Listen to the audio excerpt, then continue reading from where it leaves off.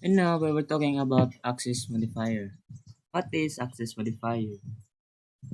In Java, access modifiers are used to set the accessibility, visibility of classes, interface, variables, methods, constructions, data members, and data methods. Mo din ako kadito upat ka buok na access modifier which is public, private, protected, and default. Muna akong example na gibuhat nako sa access modifier. This ini muna akong public na access modifier example na akong gibuhat. Kani kay murag error man yata ni i-print kay akong gibuhat lang man na example kay sa demonstrate how to use public access modifier mo ni diri ay private sa kuan lang din demonstration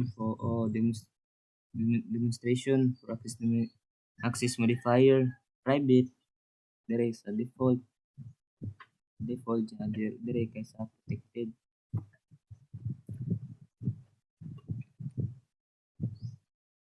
Dire sa sa public, a public access modifier allows the class method or variable to access from any other class in same project or package. It has the widest scope of visibility. So kaning si public class di ay kay dagan siya og dagay maka-access siya kay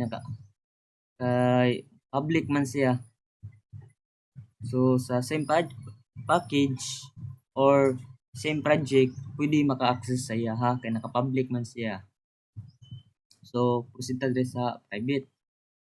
So si private access modifier restricts access to the class method or variable only within the same class. It provides the most restrictive level of access. So kanina si private access modifier kay limited ra gud kayo maka-access siya ha kung naka private siya so lisod siya i-access kay naka-private man siya.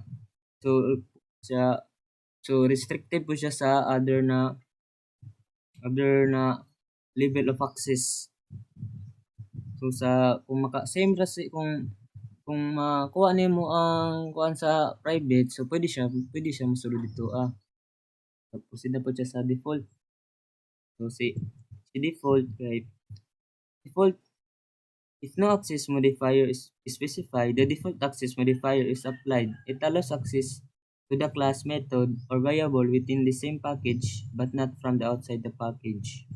So kanina si default ang ako lang ang kuan gyapon na siya kanang dili na siya same sa private na restricted pero siya kay same package lang po dili na outside sa package na moabot pa sa lain na mga class pero nakalabas sa package pero dapat nasa same package lang dito halos tanan maka-access siya kay wala man siya na basta na wala siya na kuan na specify na access modifier murag si default gyapon murag si default ang mosalo diri sa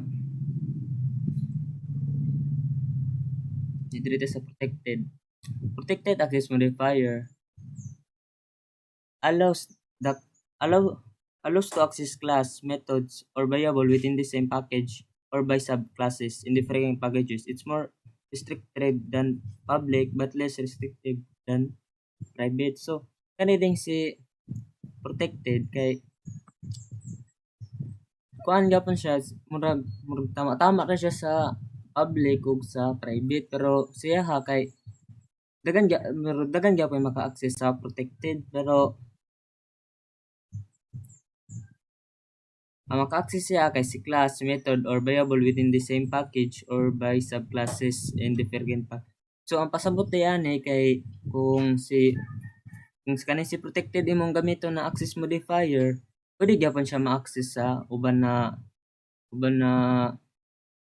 packages pero i-specify nimo kung kung siya ba na access modifier mong gigamit para ma-access nimo siya sa uban na packages.